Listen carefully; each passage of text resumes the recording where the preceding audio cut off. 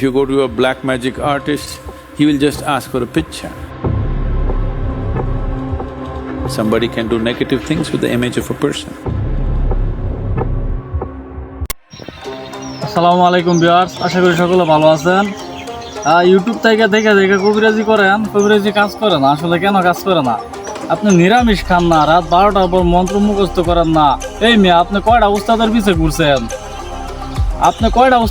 ঘুরছেন? ইউটিউব থেকে দেখে ফোন দিলেন, উস্তাদ আমার অনুমতি দেন। এটা কি অনুমতি দেওয়া হইলো? আমি যদি মন্ত্রে আপনার অনুমতি দিই, তারপরে তো অনুমতি দেওয়া হয় না।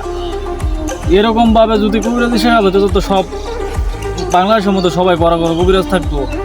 কবিরাজ উস্তাদদের খেদমত কইরা পিছে পিছে ঘুরিয়া কি লাথি উস্তা খায়া চেষ্টা কইরা তারপর তান্ত্রিক কাজ কবিরাজি কাজ শিক্ষা গ্রহণ করবো লাগে। এত সস্তা না। আর আপনি কি আমল করেন আপনার কবিরাজি কাজ করবো? আপনি শয়তানরা বুক দেন যে উপরে কাজগুলো যে করেন, একটা কাজও তো হয় না আপনার। আপনি শয়তানরা বুক দেন। শয়তানরা যদি আপনি স্মরণ না করেন, উস্তাদ না মানেন, শয়তানরা বুক না দেন, তাহলে কি আপনার কাজ হইব? ইসলামিক লাইনের কাজ করেন, কাজ হয় না। আপনি কি 5 ওয়াক্ত নামাজ পড়েন? 5 ওয়াক্ত নামাজ পড়তে হইব, মিথ্যা কথা বলা বন্ধ করে দিতে হইব, সর্বদা সত্য কথা বলতে হইব, তাইলে কাজ হইব। যাই হোক, আজকে একটা ভিডিও নিয়ে হাজির হয়েছি আপনাদের মাঝে। সেটা হইতেছে বান মারার ভিডিও, প্যারালাইসিস বান। এই বান অনেকের হাতে কাজ করে, আবার অনেকের হাতে কাজ করে না। তবে যার হাতে কাজ করে অবশ্যই সে ভাগ্যবান ব্যক্তি, কারণ সবার রাশি এক না। এক একজনের রাশির পাওয়ারই থাকে অন্যরকম। তো সবার হাতে সব কাজ ফলে না, এটাই বড় কথা। তো এই বানটা কেমনে মারবেন আপনি যদি কাউরে প্যারালাইসিস বান মারতে চান, ঘরে ফালাই রাখতে চান, তাহলে আপনার কাজ হইতেছে আপনি ওর বাসার আশেপাশে যাবেন। কি বারে যাবেন? শনিবার অথবা মঙ্গলবারে যাবেন, ঠিক আছে? শনিবার অথবা মঙ্গলবার যাবেন, সারাদিন নিরামিষ খাবেন, ঠিক আছে? নিরামিষ খায়া তারপর ওর বাড়ির আশেপাশে গিয়া অথবা বাড়ির সামনে দাঁড়ায়া 1 গ্লাস পানি নিবেন, কিংবা বোতল দিয়ে পানি নিয়ে যাবেন। পানি নিয়ে যাওয়ার পর এতে হাত পাতবেন, তারপর একটু পানি হাতের তালুর মধ্যে ডালবেন। ডাইলে আমি স্ক্রিনে যে মন্ত্রটা দিয়া দিতেছি, এটা আপনি প্রয়োগ করবেন। মন্ত্রটা হইতেছে আপ কালো, আতস কালো, চুষক নজরে কালো, জয় কালো, ছয় কালো, কালোর খাই বুক, উমুকের রক্তে মারলাম চুষক। উমুকের জায়গা 2 ব্যক্তির নাম নিবেন, একটা ফু দিলেন। এরকমভাবে এতটুক পানি থইয়া তার মধ্যে 7বার পরে 7টা ফু দিবেন, পানিটা খায়ালবেন। আবার পানি দিয়ে 7বার পরে 7টা ফু দিবেন, আবার খায়ালবেন। আবার পানি দিয়ে 7বার পরে 7টা ফু দিবেন, খায়ালবেন। এরকমভাবে যদি আপনি একটানা 3 দিন অথবা 7 দিন কাজটা করে দিতে পারেন, তাহলে ওই ব্যক্তি প্যারালাইসিস হয়ে যাব, বরফ হয়ে অসুস্থ হয়ে যাব, ওই ব্যক্তির অবস্থা খুবই খারাপ হয়ে যাব। এই বানটা অনেকের হাতে কাজ করে, আবার অনেকের হাতে কাজ করে না। এই কারণে বললাম, সবার দ্বারা সব কাজ হয় না।